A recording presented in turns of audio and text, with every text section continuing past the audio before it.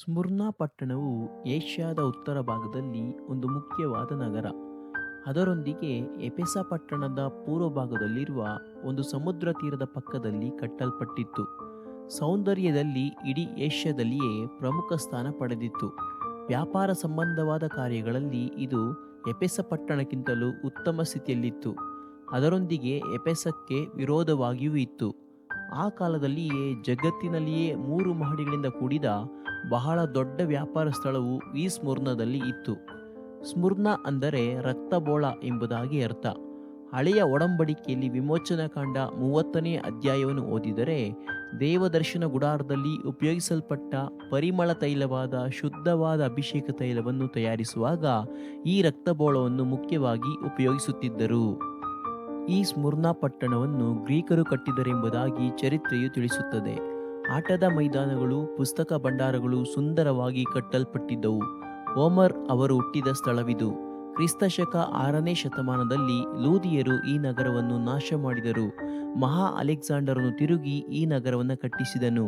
ನಂತರದಲ್ಲಿ ಸ್ಮುರ್ನಾ ಸಭೆಯು ಬಹಳ ವೇಗವಾಗಿ ಬೆಳೆಯಿತು. ಏಷ್ಯಾದಲ್ಲಿಯೇ ದೊಡ್ಡ ಪ್ರಮುಖ ನಗರವಾಯಿತು. ಕ್ರಿಸ್ತಶಕ 133ರಲ್ಲಿ ರೋಮ್ ಸಾಮ್ರಾಜ್ಯಕ್ಕೆ ಸೇರಿತು. ಮೊದಲನೇ ಶತಮಾನದ ಕೊನೆಯಲ್ಲಿ ಸ್ಮುರ್ನದಲ್ಲಿ ಒಂದು ಕ್ರೈಸ್ತ ಸಭೆಯು ಆರಂಭವಾಯಿತು.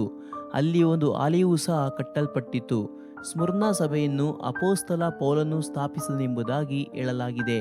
ಕಾರಣ ಅವನು ಎಫೆಸ ಪಟ್ಟಣದಲ್ಲಿ 3 ವರ್ಷ ತಂಗಿದ್ದನೆಂದೂ ಸೇವೆ ಮಾಡಿದನೆಂಬುದಾಗಿಯೂ ಸತ್ಯವೇದವು ತಿಳಿಸುತ್ತದೆ. ಸ್ಮುರ್ನಾ ಸಭೆಯು ಒಳ್ಳೆ ಸ್ಥಿತಿಯಲ್ಲಿ ನಡೆಯುತ್ತಿತ್ತು. ಅದರಿಂದಲೇ ಯೇಸು ಕ್ರಿಸ್ತನು ಆ ಸಭೆಯನ್ನು ಗದರಿಸಲಿಲ್ಲ. ಕಾನ್ಸ್ಟಂಟ್ ಎಂಬ ಅರಸನು ಕ್ರೈಸ್ತನಾಗಿ ಮಾರ್ಪಡುವುದಕ್ಕೆ ಮೊದಲು ರೋಮ್ ರಾಜ್ಯದಲ್ಲಿ ಕ್ರೈಸ್ತ ಮತವು ಕಾನೂನಿಗೆ ವಿರೋಧವಾದ ಮತವಾಗಿ ಪರಿಗಣಿಸಲ್ಪಟ್ಟಿತು. ಸರ್ಕಾರವೇ ಕ್ರೈಸ್ತರನ್ನು ಹಿಂಸೆಪಡಿಸುತ್ತಿರುವುದು ಅರಸನಾದ ಕಾನ್ಸ್ಟಂಟ್ನ ಗಮನಕ್ಕೆ ಬಂದಿತು. ಆಗ ಅವನು ಕ್ರೈಸ್ತರಿಗೆ ಸ್ವಾತಂತ್ರ್ಯವನ್ನು ಕೊಟ್ಟು ಸುವಾರ್ತೆಗೆ ಅನುಕೂಲ ಮಾಡಿಕೊಟ್ಟನು.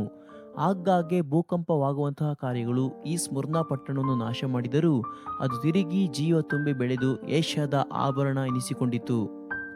ಸ್ಮುರ್ನಾ ಎಂದು ಕರೆಯಲ್ಪಟ್ಟ ಈ ಪಟ್ಟಣವು ಟರ್ಕಿ ದೇಶದಲ್ಲಿ ಇಜ್ಮೀರ್ ಎಂಬ ಹೆಸರಿನಲ್ಲಿ ಈಗಲೂ ಇದೆ. ಸುಮಾರು 2,30,000 ಜನರು ಅಲ್ಲಿದ್ದಾರೆ. ಟರ್ಕಿ ದೇಶದಲ್ಲಿ ಇದು 3ನೆಯ ದೊಡ್ಡ ನಗರವಾಗಿದೆ. ಈ ಪಟ್ಟಣದಲ್ಲಿ ಇದ್ದ ಸಭೆಯು ಬಹಳ ಉಪದ್ರವಕ್ಕೆ ಒಳಗಾಯಿತು. ಇವರನ್ನು ಹಿಂಬಾಲಿಸದಿದ್ದ ಯಹೂದ್ಯರು ಸಭೆಯವರಿಗೆ ಬಹಳ ತೊಂದರೆಗಳನ್ನು ಕೊಡಲಾರಂಭಿಸಿದರು. 10 ದಿನಗಳು ಅವರಿಗೆ 10 ವರ್ಷಗಳಂತಾಯಿತು. ರೋಮ್ ಸಾಮ್ರಾಜ್ಯದ ಆಳ್ವಿಕೆಯಲ್ಲಿ ಕ್ರೈಸ್ತರಿಗೆ ಬಹಳ ಹಿಂಸೆ ಪ್ರಾರಂಭವಾಯಿತು. ಈ 10 ವರ್ಷಗಳು ಕ್ರಿಸ್ತಶಕ 303ರಿಂದ 313 ವರ್ಷಗಳವರೆಗೆ ನಡೆಯಿತು. ಇದನ್ನು ಆರಂಭಿಸಿದವನು ಡಯೋಕ್ಲಿಸನ್ ಎಂಬುವವನು. ಇವನ ನಂತರ ಆಳ್ವಿಕೆಗೆ ಬಂದ ಗಲೇರಿಯಸ್ ಎಂಬುವವನು ಸಹ ದೇವಜನರನ್ನು ಬಹಳವಾಗಿ ಹಿಂಸೆಪಡಿಸಿದನು. ರೋಮ್ ರಾಜ್ಯದಿಂದ ಕ್ರೈಸ್ತರನ್ನು ನಾಶ ಮಾಡಬೇಕು ಎಂಬ ಆಜ್ಞೆಯನ್ನು ಕ್ರಿಸ್ತಶಕ 303ರಲ್ಲಿ ಡಯೋಕ್ಲಿಸನ್ ಎಂಬ ಅರಸನು ಹೊರಡಿಸಿದನು. ಸರ್ಕಾರವು ಮೊದಲು ಸಭೆಯ ಮುಖಂಡರನ್ನು ಹಿಂಸೆಪಡಿಸಿತು. ಸಭಾಪಾಲಕರನ್ನ ಕೊಂದು ಹಾಕಿದರು. ಹೀಗೆ ಮಾಡಿದರೆ ಕುರಿಗಳು ತಾವಾಗಿ ಚದುರಿ ಹೋಗುತ್ತವೆ ಎಂಬುದಾಗಿ ಅವರು ಭಾವಿಸಿದರು. ಈ ಉಪದ್ರವದ ಕ್ರೂರತೆಯನ್ನು ಸಭೆಯ ಚರಿತ್ರಗಾರನಾದ ಥಿಯೋಡೋರೆಟ್ ಎಂಬುವವನು ಸಭೆಯ ಚರಿತ್ರೆ ಪುಸ್ತಕದಲ್ಲಿ ವಿವರಿಸಿದ್ದಾನೆ. ಈ ಉಪದ್ರವ ಕಾಲಗಳು ಮುಗಿದ ನಂತರ ಕ್ರಿಸ್ತಶಕ 325ರಲ್ಲಿ ಸಭೆಯ ಮುಖಂಡರುಗಳ ಸಂಘವು ಸೇರಿ ಬಂದಾಗ ಅಲ್ಲಿ ಬಂದವರಲ್ಲಿ ಕೆಲವರಿಗೆ ಕಣ್ಣುಗಳು ಕೀಳಲ್ಪಟ್ಟವು, ಕೆಲವರಿಗೆ ಕೈಗಳು ಕತ್ತರಿಸಲ್ಪಟ್ಟವು, ಇನ್ನು ಕೆಲವರು ಅಂಗವಿಕಲರಾದರು ಮತ್ತು ಕೆಲವರು ಸತ್ತು ಹೋದರು. ಇದನ್ನೆಲ್ಲ ಗಮನಿಸಿದ ಕಾನ್ಸ್ಟಂಟನು ಕ್ರಿಸ್ತಶಕ 313ರಲ್ಲಿ ಎಲ್ಲರಿಗೂ ಮತ ಸ್ವಾತಂತ್ರ್ಯವನ್ನು ಕೊಟ್ಟನು. ಉಪದ್ರವದ ಕಾಲದಲ್ಲಿ ಸ್ಮುರ್ನ ಸಭೆಯವರು ಅನೇಕರು ರಕ್ತಸಾಕ್ಷಿಗಳಾಗಿ ಸತ್ತರು. ಕೊನೆಯ ರಕ್ತಸಾಕ್ಷಿಗಳಾಗಿ ಸತ್ತವರು ಪಾಲಿಕಾರ್ಪ್ ಎಂಬ ಭಕ್ತರು. ಅವರು 40 ವರ್ಷಗಳ ಕಾಲ ಸ್ಮುರ್ನ ಸಭೆಯಲ್ಲಿ ಸೇವೆ ಮಾಡಿದವರು. ಅವರು ತುಂಬಾ ವಯಸ್ಸಾದವರಾಗಿದ್ದಾಗ ಒಂದು ದಿನ ರಾತ್ರಿ ಯುದ್ಧ ವೀರರುಗಳು ಅವರ ಮನೆಗೆ ಬಂದು ಅವರನ್ನು ಬಂಧಿಸಿದರು. ರೋಮ್ ಸಾಮ್ರಾಜ್ಯವು ಅವರನ್ನು ತಪ್ಪಿತಸ್ಥರೆಂಬುದಾಗಿ ತೀರ್ಮಾನ ಮಾಡಿತು. ರೋಮ್ ಸಾಮ್ರಾಜ್ಯದ ಮುಖಂಡರು ಪಾಲಿಕಾರ್ಪ್ರನ್ನು ನೋಡಿ, ನೀನು ಯೇಸುವನ್ನು ಶಪಿಸಿದರೆ ನಿನ್ನನ್ನು ಬಿಟ್ಟು ಬಿಡುತ್ತೇವೆ ಎಂಬುದಾಗಿ ಹೇಳಿದರು. ಅದಕ್ಕೆ ಪಾಲಿಕಾರ್ಪರು ಎಲ್ಲರ ಮುಂದೆಯೂ ಬಹಿರಂಗವಾಗಿ, 86 ವರ್ಷಗಳಿಂದಲೂ ನಾನು ಯೇಸುವಿನ ಸೇವೆ ಮಾಡಿದ್ದೇನೆ. ಆತನು ಇದುವರೆಗೂ ನನಗೆ ಯಾವ ಕೇಡನ್ನೂ ಮಾಡಲಿಲ್ಲ. ನನ್ನನ್ನು ಪಾಪದಿಂದಲೂ ಶಾಪದಿಂದಲೂ ಬಿಡುಗಡೆ ಮಾಡಿದಂತಹ ನನ್ನ ರಾಜನನ್ನು ನಾನು ಹೇಗೆ ತಾನೇ ಶಪಿಸಲಿ ಎಂದು ವೀರಗರ್ಜನೆ ಮಾಡಿದರು. ಈ ಪರಿಸ್ಥಿತಿಯನ್ನು ಅವರು ಗಮನಿಸಿ ಅಲ್ಲಿ ಕೂಡಿ ಬಂದಿದ್ದ ಯಹೂದ್ಯ ಮುಖಂಡರು ಒಂದೇ ಧ್ವನಿಯಿಂದ ಪಾಲಿಕಾರ್ಪರನ್ನು ಸಿಂಹಗಳ ಗವಿಯಲ್ಲಿ ಹಾಕುವಂತೆ ಕೂಗಿಕೊಂಡರು. ಆದರೆ ಸಿಂಹಗಳು ಸ್ವಲ್ಪ ಸಮಯದ ಹಿಂದೆ ತಾನೇ ಅನ್ಯಜಾತಿ ಜನರನ್ನು ಕೊಂದು ತಿಂದುದರಿಂದ ಅವುಗಳಿಗೆ ಆಹಾರ ಬೇಕಿರಲಿಲ್ಲ. ಆ ಕಾಲದಲ್ಲಿ ತಪ್ಪಿತಸ್ಥರನ್ನು ಸಿಂಹಗಳಿಗೆ ಕೊಟ್ಟು ಅವರುಗಳನ್ನು ಆ ಮೃಗಗಳು ಕೊಂದು ತಿನ್ನುವ ಭಯಂಕರ ದೃಶ್ಯವನ್ನು ನೋಡಿ ಅವರು ಸಂತೋಷ ಪಡುತ್ತಿದ್ದರು. ಅದು ಅವರಿಗೆ ಮನೋರಂಜನೆಯಾಗಿತ್ತು. ಅದೇ ರೋಮನ್ನರ ಜೀವಿತವಾಗಿತ್ತು.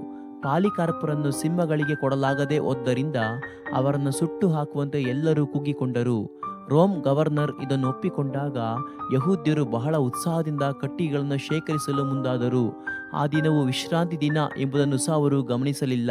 ಪಾಪ ಮಾಡಲು ಇವರು ಬೆಂಕಿ ಹಚ್ಚಿದರು. ಸ್ಮುರ್ನಾ ಸಭೆಯಲ್ಲಿ ಅನೇಕರು ರಕ್ತಸಾಕ್ಷಿಗಳಾಗಿ ತೀರಿ ಹೋದರು ಎಂಬುದನ್ನು ತಿಳಿದಿದ್ದ ಯೇಸುವು ಪುನರುತ್ಥಾನದ ಬಗ್ಗೆ ಅವರಿಗೆ ವಾಗ್ದಾನ ಮಾಡುತ್ತಾನೆ. ಯೇಸು ಸತ್ತವರೊಳಗಿಂದ ಎದ್ದು ಬಂದಾತನಾಗಿರುವುದರಿಂದ ಆತನಿಗಾಗಿ ಸತ್ತವರು ನಿಶ್ಚಯವಾಗಿ ತಿರುಗಿ ಎದ್ದು ಬರುವರು ಎಂದು ಹೇಳಿ ಸ್ಮುರ್ನಾ ಸಭೆಯವರನ್ನು ಧೈರ್ಯಪಡಿಸುತ್ತಾನೆ. ಈ ಸ್ಮುರ್ನಾ ಸಭೆಯವರ ನಂಬಿಕೆಯ ಕುರಿತು ಕರ್ತನು ಹೊಗಳುತ್ತಾನೆ. ಅವರನ್ನು ಗದರಿಸಲಿಲ್ಲ.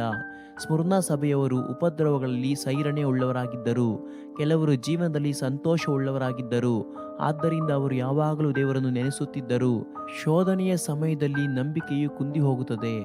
ಆದರೆ ಸ್ಮುರ್ನಾ ಸಭೆಯವರು ವ್ಯತ್ಯಾಸವುಳ್ಳವರು. ಉಪದ್ರವಗಳನ್ನು ತಾಳ್ಮೆಯಿಂದ ಅವರು ಸಹಿಸುತ್ತಿದ್ದರು. ರಕ್ತಸಾಕ್ಷಿಗಳಾಗಿ ಸಾಯಬೇಕಾದರೂ ಅದಕ್ಕಾಗಿ ತಮ್ಮನ್ನು ಒಪ್ಪಿಸಿಕೊಡಲು ಅವರು ಸಿದ್ಧರಾಗಿದ್ದರು.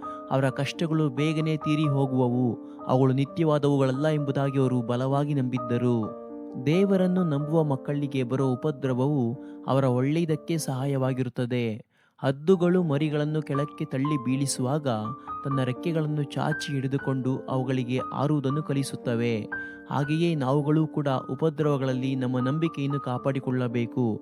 ಆತ್ಮಿಕವಾದ ಪವಿತ್ರಾತ್ಮ ರೆಕ್ಕೆಗಳನ್ನು ಉಪಯೋಗಿಸಿ ಮೇಲಕ್ಕೆ ಹಾರಲು ಕಲಿತುಕೊಳ್ಳಬೇಕು. ನಂಬಿಕೆ ಎಂಬ ಜೀವನದಲ್ಲಿ ಹೋರಾಡಿ ಸೋಲನ್ನು ಅನುಭವಿಸುವ ಕಾಲ ಇದಲ್ಲ. ಜಯವನ್ನು ಸ್ವತಂತ್ರಿಸಿಕೊಳ್ಳುವಂಥ ಕಾಲದಲ್ಲಿ ನಾವು ಜೀವಿಸುತ್ತಿದ್ದೇವೆ. ಈ ರೀತಿಯ ಶಕ್ತಿಯುತವಾದ ಪ್ರಾರ್ಥನೆಯ ಚಿಂತನೆಯಲ್ಲಿ ನಾವು ನಡೆಯುವವರಾಗಿರೋಣ. ಈ ರೀತಿಯ ಪ್ರಾರ್ಥನೆಯನ್ನು ನಿಶ್ಚಯವಾಗಿಯೂ ಕರ್ತನು ಘನಪಡಿಸುತ್ತಾನೆ. ಕರ್ತನು ನಿಮ್ಮೆಲ್ಲರ ಸಂಗಡ ಇರಲಿ. ಆಮೇನ್.